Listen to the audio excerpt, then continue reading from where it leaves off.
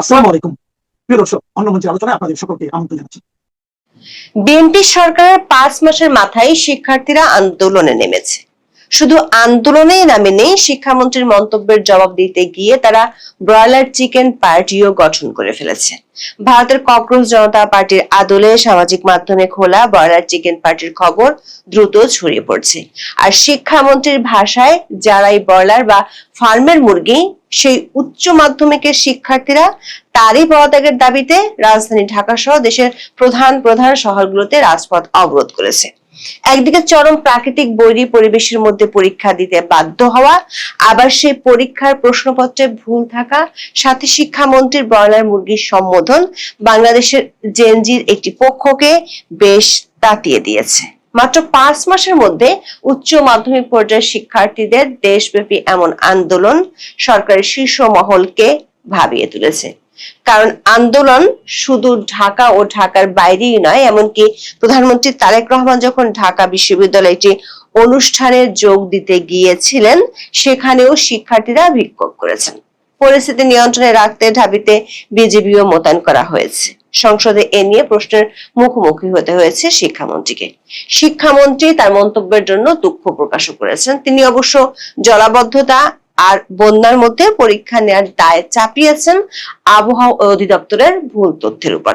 তবে বন্যা, বৃষ্টি আর ভুল প্রশ্নের জন্য ক্ষতিগ্রস্ত শিক্ষার্থীদের ফের পরীক্ষা নেওয়া হবে আশ্বাস দিয়েছেন শিক্ষামন্ত্রী। তবে সে আশ্বাস পেয়েও শিক্ষার্থীদের আন্দোলন থেমে যাওয়ার খবর মেলেনি। সংসদ ভবনের সামনে থেকে শিক্ষার্থীদের লাঠি পেটা করে সরাতে হয়েছে পুলিশকে, বরং বুধবারের কর্মসূচিও দিয়েছে। সরকার একাধিক সূত্র বলছে, বিভিন্ন সময় শিক্ষামন্ত্রী ও প্রতিমন্ত্রীর ভাইরাল বক্তব্যের জন্য তাদের উপর বিএনপি ও সরকারের শীর্ষ মহল এমনিতেই চটে আছে। 6 মাসের মধ্যে মন্ত্রিপরিষদ নতুন করে ঢেলে সাজানোর আলোচনা আছে খোদ বিএনপির মধ্যে। সূত্রগুলো বলছে, শিক্ষামন্ত্রীর ব্যাপারে করার সিদ্ধান্ত না নিলে শিক্ষার্থীদের আন্দোলনটা অন্যদিকে মোড় নেয়ার আশঙ্কা আছে গোয়েন্দাদের। তাহলে কি মিলনের বিচ্ছেদ ঘটছে সরকারের সাথে? বিস্তারিত জানতে চলুন যাওয়া যাক বিশ্লেষণে।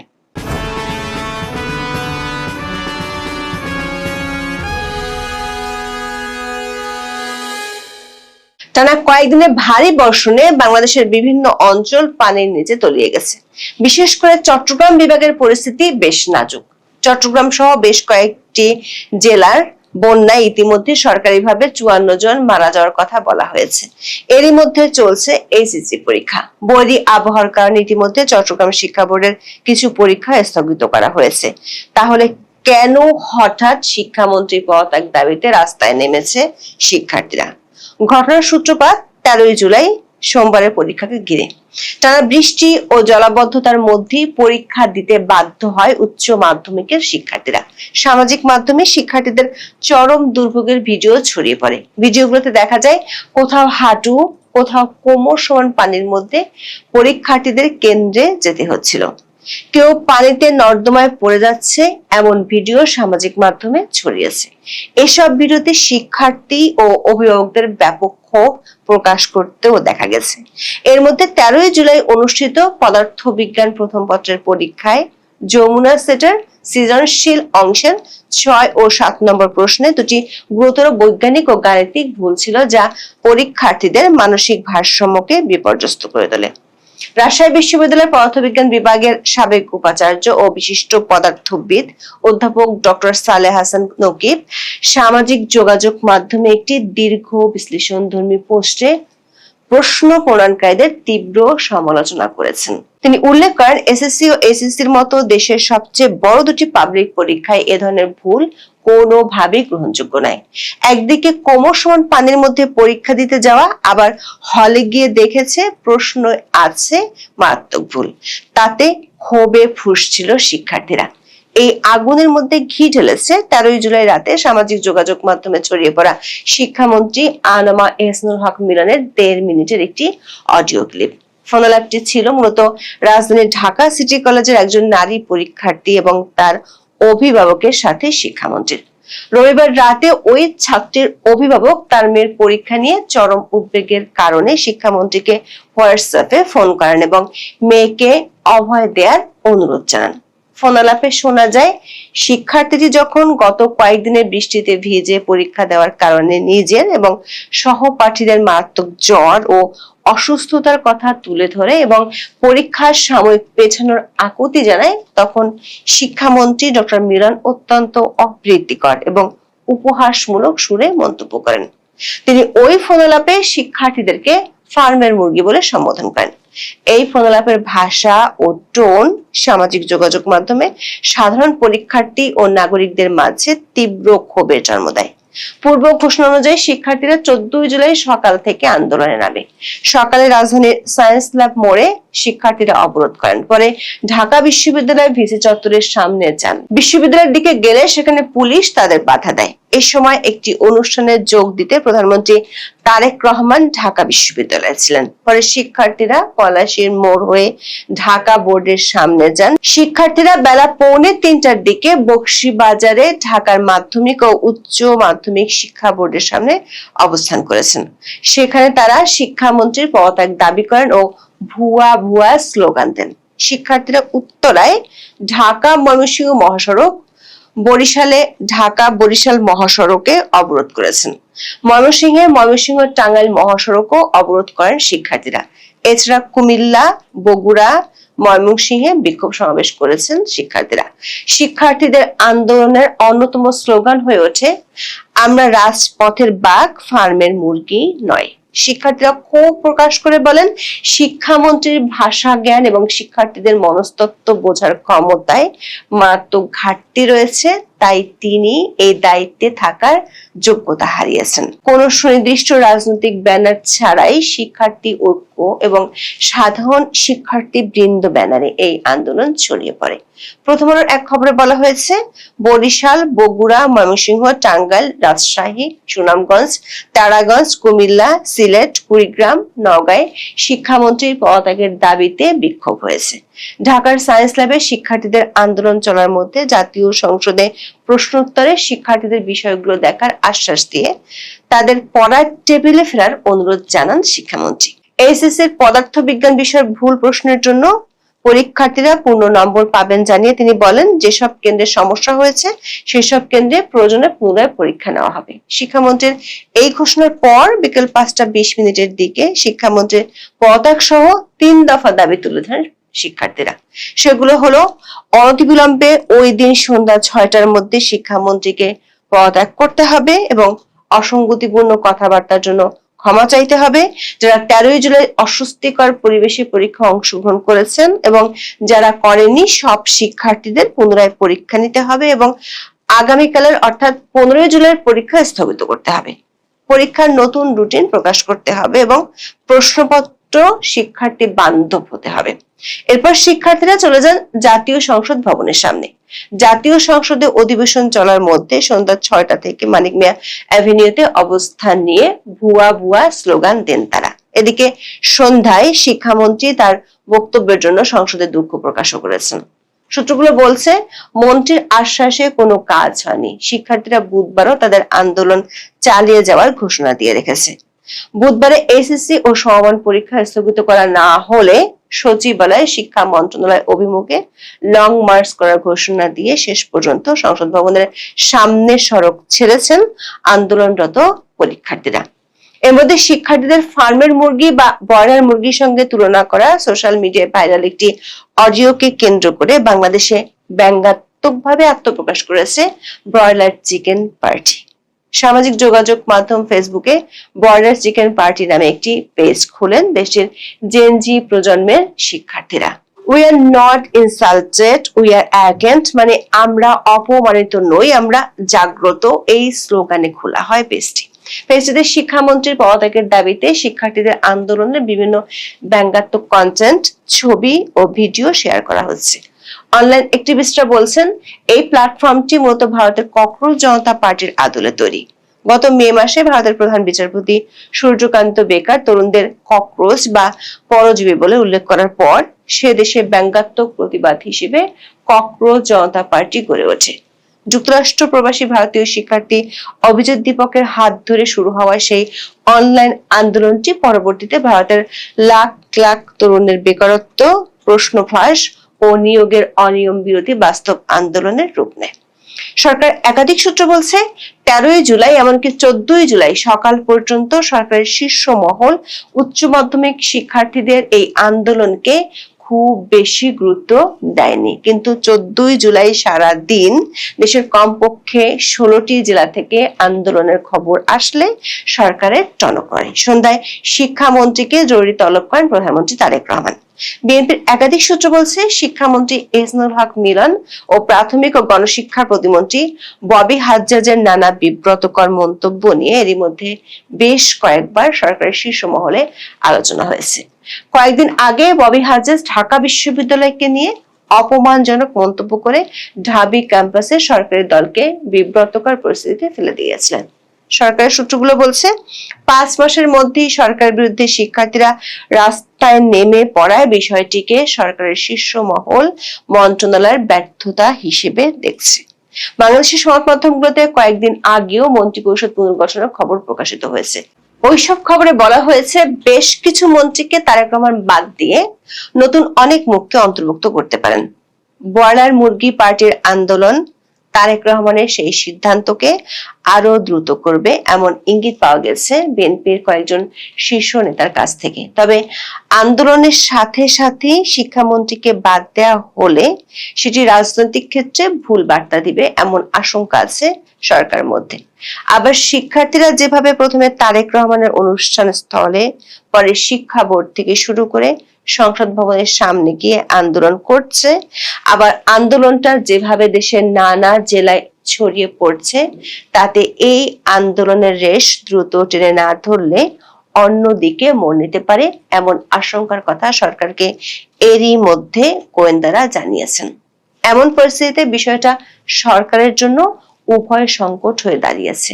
প্রশ্ন হলো, সরকার এখন কি মিলনের সাথে বিচ্ছেদে যাবে, নাকি শিক্ষার্থীদের অন্য দাবিগুলো পূরণ করে আপাতত পরিস্থিতি ঠান্ডা করবে? এখন এ পর্যন্ত। সবাই ভালো থাকুন, সুস্থ থাকুন, নিরাপদে থাকুন। দেখা হবে আগামী পর্বে।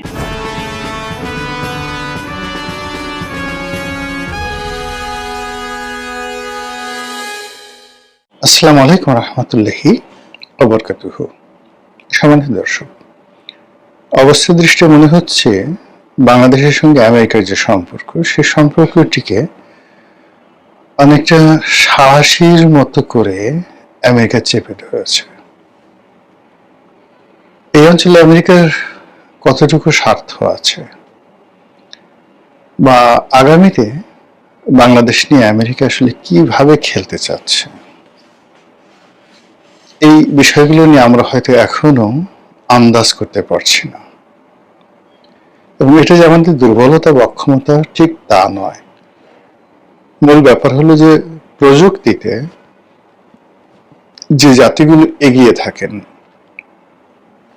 অর্থ কড়ি, টাকা পয়সা, ধন সম্পদ ইত্যাদি, যখন কোন একটা জাতি একেবারে উৎকর্ষতার চরম শিখরে পৌঁছে যায়, তখন তাদের আবেগ, অনুভূতি, চিন্তা করার ক্ষমতা এবং ভবিষ্যৎ প্ল্যানিং যে ক্ষমতা, সেই ক্ষমতাগুলো এক্সট্রিম পর্যায়ে চলে যায়। ফলে বাংলাদেশ নিয়ে আমেরিকা আসলে কি চিন্তা করছে, সেটি এদেশের প্রধানমন্ত্রী, সাবেক প্রধানমন্ত্রী থেকে শুরু করে আমরা যারা আমজনতা রয়েছি, আমাদের মন মস্তিষ্কে ঢুকবে না। 3-4টি উদাহরণ বলি। মানে ধরুন, মিশরের ফারাও বা ফেরাউন, তারা যে পিরামিডগুলো তৈরি করেছেন, মমিগুলো তৈরি করেছেন, অবাক বিস্ময়ে এখন পৃথিবী ভাবছে যে কেন তারা এই কাজটি করেছিলেন এবং এত টাকা কেন খরচ করেছিলেন। আজকে 5000 বছর ধরে আমরা সেই ফেরাউন এবং পিরামিডদেরকে নিয়ে গবেষণা করছি। চীনের মহাপ্রাচীর কেন আজ থেকে 5000 বছর আগে তারা শুরু করেছিল এবং কন্টিনিউয়াসলি 3000 বছর ধরে এটির নির্মাণ কাজ চলেছিল, কেন? চীনের আধুনিক স্থপতিবিদ যারা রয়েছেন, তারাও এটা বের করতে পারছে না। সবাই বলছেন যে এটা মঙ্গোলিয়া থেকে মঙ্গল যে যোদ্ধা আক্রমণকারী তাদেরকে প্রতিহত করার জন্য এটি করা হয়েছিল। কিন্তু আপনি এখন দেখুন যে যেভাবে প্রায় 2000 কিলোমিটার জুড়ে এই প্রাচীর রয়েছে, মহাপ্রাচীর রয়েছে, এবং এমন এমন জায়গা দিয়ে রয়েছে যেখানে মানে মঙ্গলদের আসার প্রশ্নই আসে না। আর মঙ্গলরা যখন এসেছিল, মানে চেঙ্গিস খান যখন এসেছিলেন, ঠিক সেই সময়টিতে মানে আপনার সেই জায়গা দিয়ে কোনো রকম গ্রেট ওয়াল ছিল না। আচ্ছা, একইভাবে চিন্তা করেন তো যে কুতুব মিনার, ওই জমানাতে এত বড় একটা স্থাপত্য কলা কি কারণে, কেন এটি তৈরি করেছিলেন কুতুবউদ্দিন আইবেক প্রথমে, বাকি অংশ আবার সমাপ্ত করেছিলেন সুলতান ইলতুৎমিশ। আজও দিল্লির বুকে সেটি দাঁড়িয়ে আছে। তো এভাবে আসলে রাষ্ট্র ক্ষমতাতে আমি এই জিনিসগুলো বললাম, এরকম অসংখ্য উদাহরণ দেওয়া যাবে। যারা এক্সট্রিম পর্যায়ে ক্ষমতায়, বৃত্ত এবং বৈভবের একটা পর্যায়ে পৌঁছেন, তাদের খেয়াল খুশি, চিন্তা চেতনা সাধারণ মানুষ আন্দাজ করতে পারে না। অনেক কাজ তারা করেন খেয়ালের বসে, অনেক হত্যাকাণ্ড তারা ঘটান ইচ্ছা হয়েছে তাই, অনেক বিলাসিতা করেন, অনেক দান করেন, খয়রাত করেন, অনেক ধ্বংস করেন যার কোনো কারণ নেই। এবং যখন এরকম একটা মানুষ বা জাতি বা গোষ্ঠী এমন পর্যায়ে পৌঁছে যায়, তখন সবার মধ্যে একটা আনপ্রেডিক্টেবল অবস্থা থাকে, তারা খুব অস্থির থাকে। যখন পৃথিবীর 1 নম্বর পরাশক্তি ছিল চীন, না মানে আনপ্যারাল পরাশক্তি ছিল the first in the world, প্রথম, সেটা হলো পারস্য। তখন পারস্যের একটা ছাগলেরও যে ক্ষমতা ছিল, সুন্দরবনের রয়্যাল বেঙ্গল টাইগারের সেই ক্ষমতা ছিল না। এবং সেই ক্ষমতাটা এখন আপনি পারস্যে গিয়ে তাদের যে জাগ্রেব পর্বতমালা রয়েছে, সেখানে যে মাউন্টেন গোট রয়েছে, এক পাহাড় থেকে আর এক পাহাড়ে তারা যেভাবে লাফিয়ে ছুটে চলে, ওই সাহস আমাদের রয়্যাল বেঙ্গল টাইগারের নেই। আমাদের দেশে রয়্যাল বেঙ্গল টাইগার যদি ওই ছাগল যেখানে ওঠে ওখানে দাঁড়া করিয়ে দেন, এ রীতিমতো প্রস্রাব করে দেবে, পায়খানা হয়ে যাবে, ডায়রিয়া হয়ে যাবে সঙ্গে সঙ্গে, বাঘগিরি ছুটে যাবে সঙ্গে সঙ্গে। অথচ জাগ্রেব পর্বতমালার সেই মাউন্টেন গোটের ঠিক সেম ক্ষমতা রয়েছে। এরকম অনেক কিছু গড়ে ওঠে স্থানকাল পাত্র ভেদে। সেই দিক থেকে বাংলাদেশকে নিয়ে আসলে আমেরিকার যে খেলাধুলা প্রয়োজনীয়তা আমরা বুঝতে পারছি না। কিন্তু অবস্থা দৃষ্টে মনে হচ্ছে যে তারা বাংলাদেশকে খুব একেবারে একটা অক্টোপাস যেভাবে ধরে, ঠিক ওভাবে চারিদিক থেকে তারা ধরেছে। তারপর একটা সাঁড়াশি দিয়ে যেভাবে একটা উত্তপ্ত জিনিস বা চাদর বেদর করে যে সকল জিনিস, সেগুলোকে যেভাবে একটা সাঁড়াশি দিয়ে ধরে আমরা ধরি, ওইরকম সাঁড়াশি দিয়ে বাংলাদেশের সব কিছু আমেরিকা এখন নিয়ন্ত্রণ করতে চাচ্ছে। তারা বাংলাদেশের ট্রেড অ্যান্ড কমার্স, তারা বাংলাদেশের জাতীয় সংসদের দক্ষিণ চত্বরে তাদের স্বাধীনতা দিবস পালন করা থেকে শুরু করে আরো অনেক কিছু তারা করে চলেছে এবং করে যাচ্ছে, এবং এটার কোনো ক্ষান্তি নেই বা এটার কোনো যাকে বলা হয় বিরতি নেই। তারা কি জোর করে আমাদের কাছ থেকে করিডোর আদায় করবে? তারা কি মায়ানমারের যে আরাকান আর্মি, সে আরাকান আর্মিকে অস্ত্র দেবে এবং আরাকান আর্মিদেরকে সেই চীনের বিরুদ্ধে এবং মায়ানমারের নেপিতোতে যে বা রাজধানী যেটা রয়েছে ইয়াঙ্গুনের পাশে নতুন রাজধানী করেছে নেপিডো, তো সেখানে যে সামরিক জান্তা সরকার আছে, এখন সে সামরিক জান্তা আবার নির্বাচন করে প্রেসিডেন্ট হয়েছে। তো তার বিরুদ্ধে যুদ্ধ করবে এবং ওখানে তারা যে মায়ানমার বা বার্মা অ্যাক্ট 1953 দিকে বা 50-এর দশকে তারা করেছিলেন, সেটা কেন এই মুহূর্তে এসে 2026 সনে তারা এখনই বাস্তবায়ন করতে চাচ্ছে? বিশ্বাস করুন, আমরা এগুলো নিয়ে আলোচনা করতে পারি, কিন্তু এইগুলো নিয়ে একটা সামারি তৈরি করা বা স্থিরভাবে কোনো কিছু বলা, এটা আমাদের পক্ষে সম্ভব নয়। তো আমেরিকা যে ফাঁদ দীর্ঘদিন ধরে পেতে আসছিল, সেটা আপনি 80-র দশক থেকে ধরেন, একেবারে এরশাদ জমানা থেকে ধরেন, পাকিস্তান জমানাতে তারা একদম 100% লোকে ছিল যে এই দেশ তাদেরই, তারা যে কোনো সময় বার্মা অ্যাক্ট করতে পারবে, টুমরো।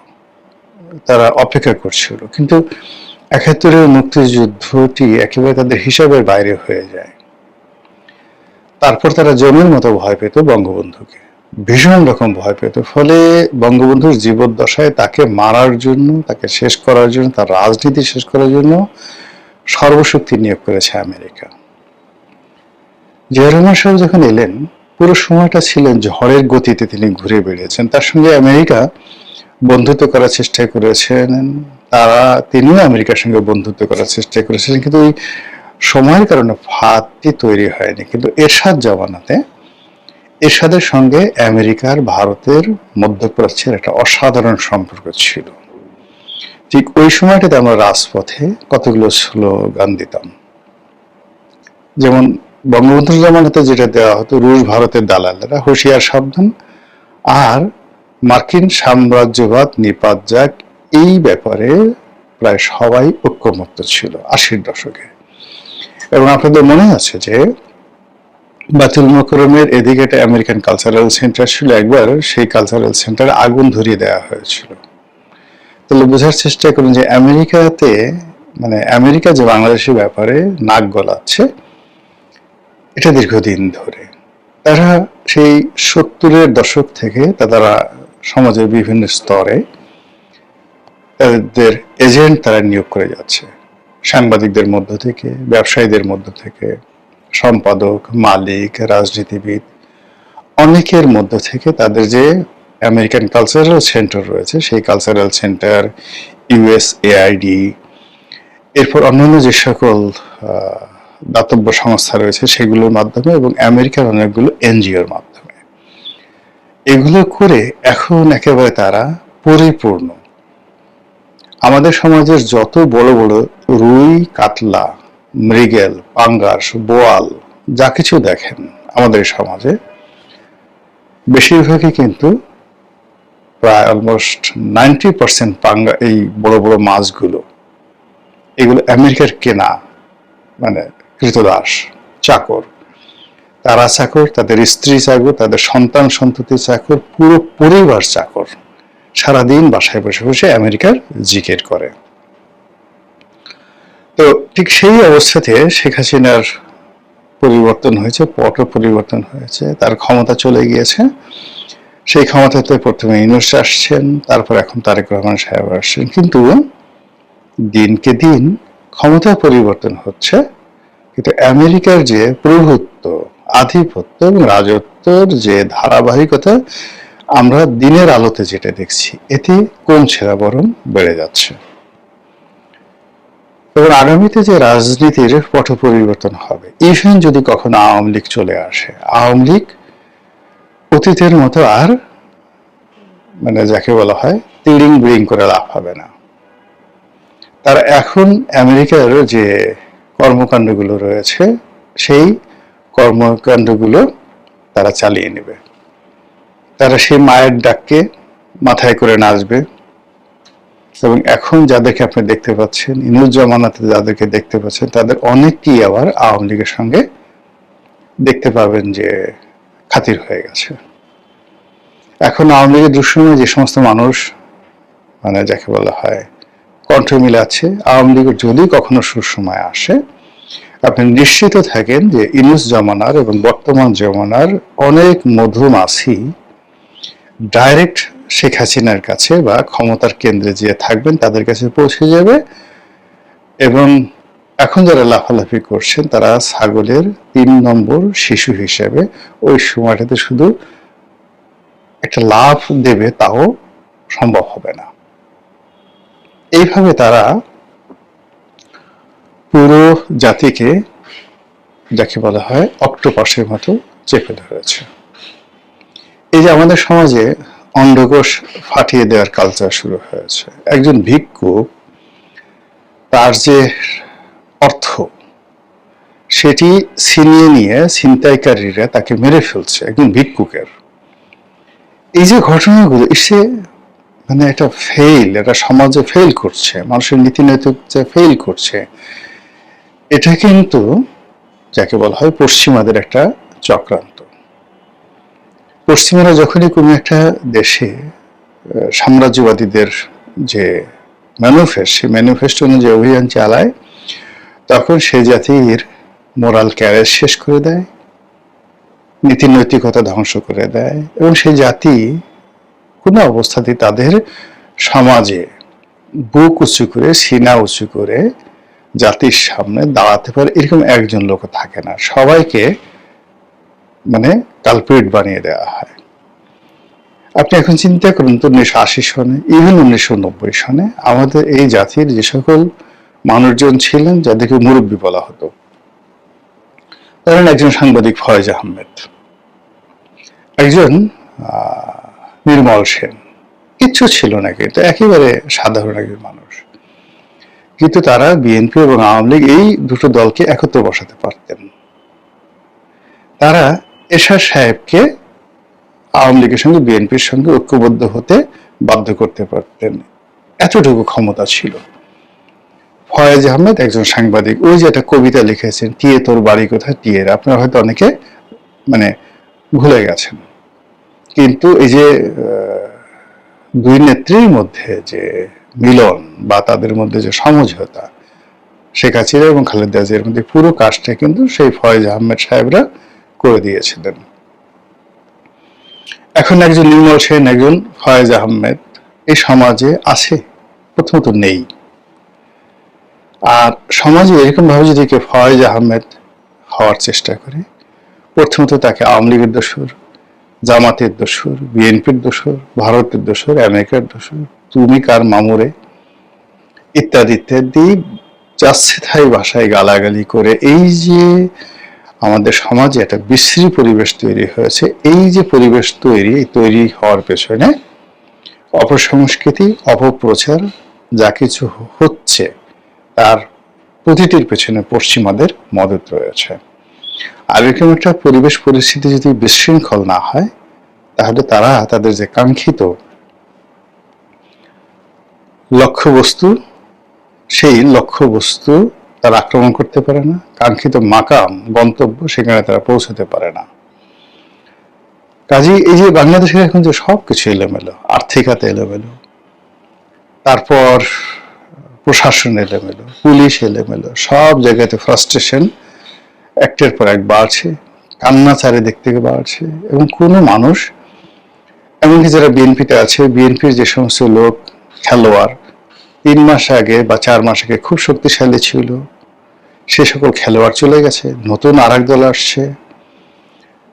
তারপর বিএনপির দুঃসময় যে সমস্ত আমলা কামলা কর্মী যারা ছিলেন, তারা সবাই ঘরে উঠে গেছেন। এরপরে যখন ইনুস জামানত আসলো নিয়োগ বদলিতে, হঠাৎ করে বিএনপি যে সমস্ত লোক খুব কাছাকাছি এলো, তারা কেউ নেই। ঘুরে ফিরে দেখা যাচ্ছে যে ইনুস জামানাতে যারা শক্তিশালী ছিলেন তারাই এখন বিএনপি জামানাতে শক্তিশালী। এই যে একটা অবস্থা, এবং একই সঙ্গে আপনি দেখেন জাতিসংঘের যে নিয়োগগুলো হচ্ছে, বিভিন্ন দূতাবাসে যে নিয়োগগুলো হচ্ছে, প্রশাসনের যে নিয়োগগুলো হচ্ছে, প্রায় সবারই আমেরিকার একটা চমৎকার লবিং রয়েছে, আইএমএফ এর একটা লবিং রয়েছে, এবং পশ্চিমাদের গ্রিন সিগন্যাল ছাড়া এখানে বড় বড় পদ পদবিতে যাওয়াও যাচ্ছে না, টিকে থাকা যাচ্ছে না। তাহলে সেক্ষেত্রে আসলে আমেরিকা কি করছে বা কি করবে, এগুলো নিয়ে যদি আমরা একটু অ্যাটলিস্ট ভাবার চিন্তা করি, তাহলে অন্তত সামগ্রিকভাবে আপনি কিছু করতে পারবেন না, কিন্তু যে যার অবস্থানে আপনি নিরাপদ থাকতে পারবেন। মহান আল্লাহ আমাদের সবাইকে হেদায়েত দান করুন এবং হেফাজত করুন। আসসালামু আলাইকুম ওয়া রাহমাতুল্লাহি ওয়া বারাকাতুহু।